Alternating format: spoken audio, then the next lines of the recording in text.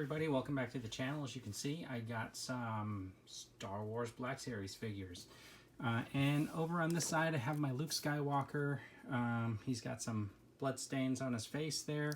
And I got the Rebel Soldier set up as I like him. As you know, that in his backpack here comes with an extra face so that you can change him out and make him a couple of different characters if you wanted to. So, or you can do like some army building and have a few different setups of the Rebel Soldier. So this is the one I'm kind of sticking with for now until I can come across another one. I put out one of my Imperial Snow Troopers, and of course I got one of my Tauntauns. The other one's still up on the shelf with Han Solo on there. And I have my original WAMPA. And this is the WAMPA that has basically the blood on the face. So there you go, you have a good look at it. Just so you know, this arm comes off. I did not know that. It's got a nice blood mark around there and around there. I never knew that before. I've had this on my shelf for a long time. I ended up getting this WAMPA, that Luke, and this Tauntaun in an online auction. So I never knew that that arm actually pulled off. I always had it on the shelf and never knew it until I saw a review of the new WAMPA by Universal Collector, and that kind of convinced me that when an opportunity arose, I would get the new WAMPA from Hasbro, and it arrived today. So let's take a closer look at it. It comes in this really nice foil packaging. It's kind of hard because I got these lights that kind of reflect off of it a little bit, but there's multiple poses. And the thing is, I think this is funny because in my mind, this is a figure. But then on the package here, it says action figure and Tauntaun not included, sold separately, included. It almost makes me think, is there an empty box here? But I don't think it is. I think there's something in there. I can feel some weight. Okay, so let's open this up and take a closer look at it. Okay, so we got the WAMPA out of the package, and we didn't really notice any other accessories along with it. It didn't come in the bubble. It came just in cardboard, and it was like strapped down.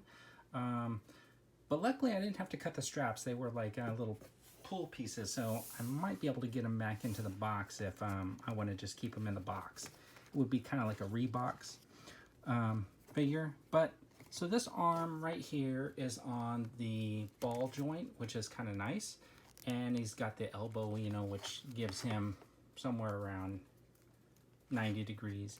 The hands have some movement and some rotation in them, and this arm, of course,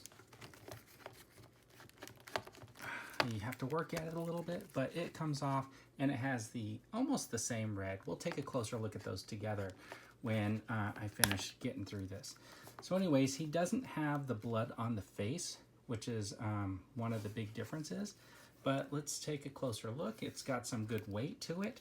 The knee joint gives about that much movement, less than 90 degrees, and he's got this upper leg movement, and he's got some movement down here in the feet, which is kind of nice.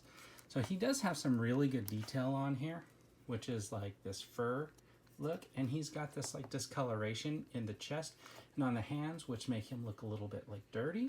And then he's got the rest, which is pretty much that off-white or eggshell, I guess you'd call it. There are some manufacturing issues here, like that is definitely a manufacturing issue. I believe because this was the PULSECON, a PULSECON figure, that this would have been available in that foil packaging at San Diego Comic-Con if Comic-Con were to have happened in person. So anyways, let's take a closer look at these figures. They look like they're pretty much about the same height. They kind of have similar color patterns, except for he's much whiter up here and then gets darker here, and he's much darker further up and here. And of course you're missing the blood, right? So let's if we take a closer look at the two faces next to each other, you can see he's got a dark mouth inside, so he's got the yuck mouth, and he's got the bright fresh, vibrant gums in there, so he's got healthy gums. And this guy over here, of course, has the yuck mouth, like I said. So the other thing I noticed about the paint is right around the eyes. He's got some sort of a yellowing around the eyes before you get to the gray. And he actually has some brown right in there, right up to the black eyes. And he's got the gray and then a little bit of yellow. So he has a little bit more paint distinction than this one. And so you get to the side, you look at the arms, there's some discoloration. This one starts out much higher and stays like a kind of like a tan, and this one starts out much lower and then gets a lot darker in the lower arm. If you look at the back, he's much brighter and whiter, the new one, and this one's got a lot of that discoloration in the back, which makes his toning a lot different. And then you get to this arm, and it's similar to the other arm where all of the upper arm is not painted, and the painting doesn't happen until the lower arm on this one. But the older version, the paint contrast starts much, much higher. The other big difference that you see here are in the horns, the color of the horns. This is a much darker gray, and this is a much lighter gray. This looks like almost black, but it's not. It's a very dark gray. And then if you get down to the feet, you got that same, well, these are very black, the toenails, and these are a dark gray. So this gray right here matches the gray up on his horn, and these are actually black, and this is a very dark gray. Let me see, there you go. If I can move that white light in, you can get a better idea that that's not black, but that is. So there are some paint differences between the two of these, and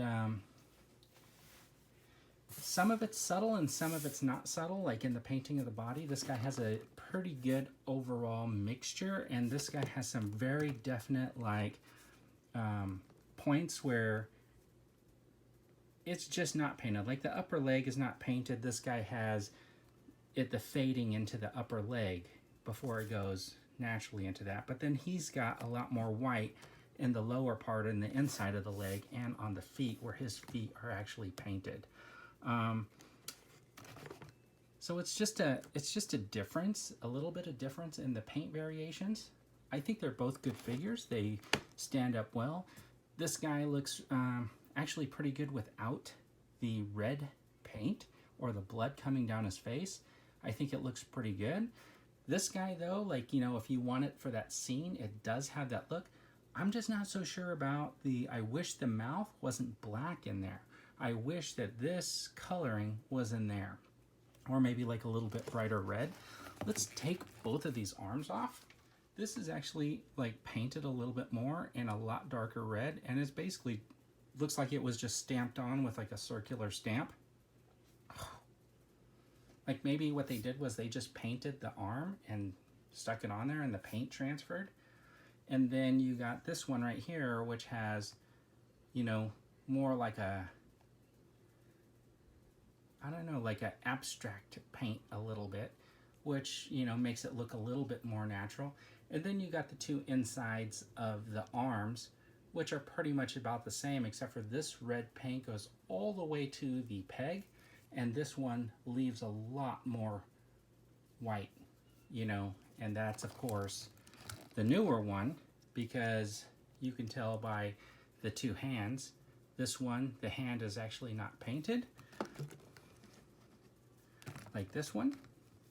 So the older one, the hand is not painted and the paint goes all the way to the peg.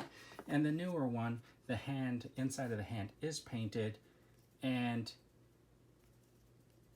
the paint doesn't actually go all the way. So there is a little bit to say about these two figures. They're very different. It's a personal opinion of what you think, but I almost feel like this original takes it for me because it's a little bit, maybe a little bit more thought went into the blending of the paint. This one has very different paint scheme. But there are some positives because I do like the mouth around this one, and I do like the way the eyes are on this one, and I do like the black palms. So each one has some pluses and minuses. I'm going to leave it up to you to kind of decide what you think looks best and which goes along best with these figures. And to end this, I kind of want to tell you that I think this character reminds me of something from Rudolph the Red-Nosed Reindeer or something like that. Anyway, so just to let you go, so just to wrap it up, here are the two WAMPAs. You got this one with the bloody face. He's got much different paint articulation. He's blended in a lot more fluidly throughout. He has yuck mouth, lighter horns, no painting on the paws, and gray nails. This one right here has some definite cutoffs in the way that they did the paint for the upper arms, the upper legs. His paws are painted like a dark gray. These are a dark gray, and his nails are black. And of course, he's got the nice healthy gums in there. So these are the two WAMPAs, the old one, the new one. Thanks for tuning in, everybody. Hope you like this video. Make sure to subscribe and come back for more.